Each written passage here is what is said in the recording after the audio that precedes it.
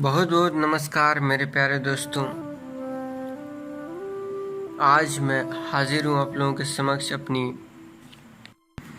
तीसरी कविता को लेकर, जो कि एक वास्तविक अनुभव और एक सीरियस टॉपिक पर है।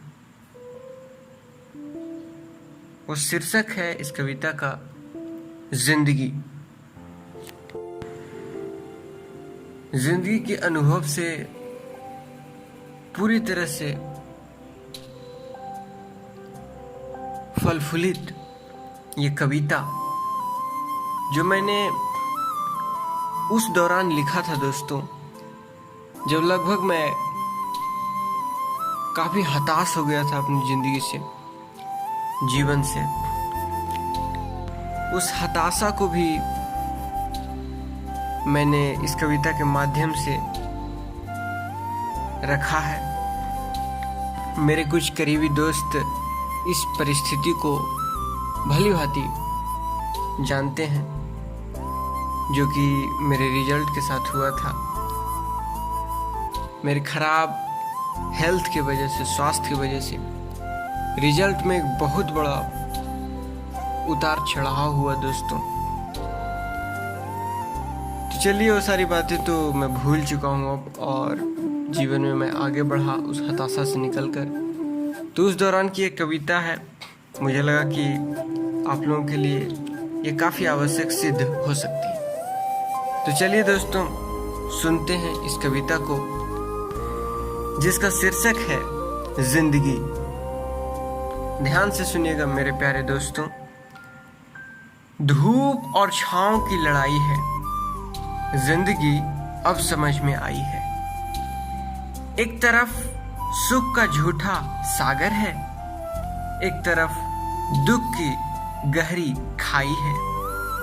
जिंदगी अब समझ में आई है। दूसरी पंक्ति दोस्तों इस प्रकार है। हम समय के पहाड़ों पे चढ़ते रहे, रास्तों की तरफ आगे बढ़ते रहे। हमने देखा नहीं मुड़ के पीछे कभी, एक पल जब रुका तब ये सोचा अभी। एक पल जब रुका तब ये सोचा अभी। ना कटे फासले, ना सफर तय हुआ, और मंजिल भी हमसे पराई हुई।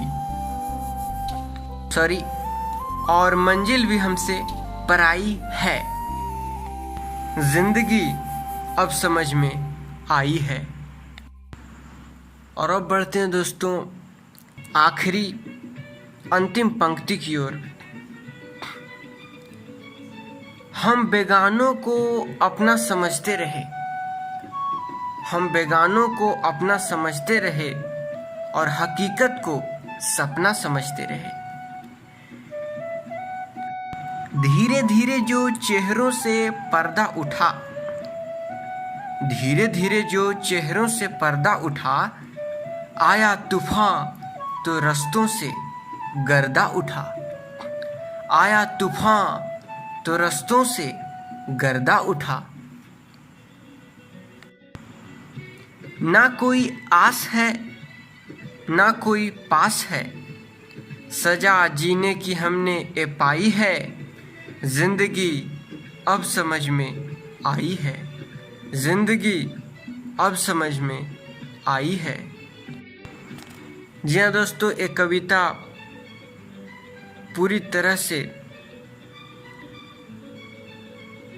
हर उस स्टूडेंट को समर्पित है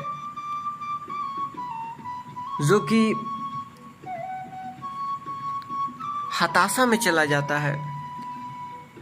वो रिजल्ट के कारण हो, घरेलू परिस्थितियों के कारण हो, अपने फिजिकल हेल्थ के कारण हो, स्वास्थ्य के कारण हो, किसी भी वजह से जब वो निराशा में जाता है, डिप्रेशन में जाता है,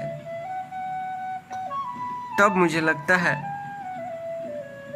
कि उसे धैर्य रखना चाहिए और पैशेंस के साथ जीवन में आगे बढ़ना चाहिए। कोई भी रिजल्ट हमारे जीवन से बड़ी नहीं हो सकती। और आजकल जो आत्महत्या, सुसाइड कई स्टूडेंट्स ने किया भी है, ये अत्यंत दुखद है दोस्तों। और ये ख्याल आने से पहले एक बार ज़रूर आप अपने माता पिता के बारे में सोचें। उसके बाद आपको लगेगा कि आपकी ज़िंदगी की अहमियत क्या है उनके लिए।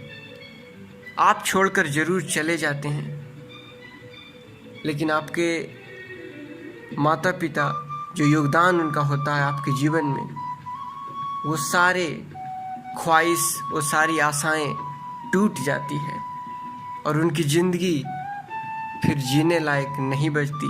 जब एक पिता अपने बेटे का अर्थी उठाता है तो उसके बाद उसकी ज़िंदगी की कोई अहमियत नहीं रहती दोस्तों। जैसा कि सुशांत सिंह राजपूत के भी केस में हुआ। यह अत्यंत दुखद है, कारण चाहे जो भी रहा हो, अत्यंत पीड़ादायी है। उन्हें न्याय मिले, मुझे यही आशा है। और इस कविता की इसी उम्मीद के साथ मैं विदा लेता हूँ कि आप लोग इस कविता को सुनेंगे ही नहीं, बल्कि अपने वास्तविक जीवन में स्थापित कर जीवन में कभी भी निराश नहीं होंगे। एक छोटा सा प्रयास मेरे तरफ से उन तमाम मेरे भाई जैसे दोस्तों के लिए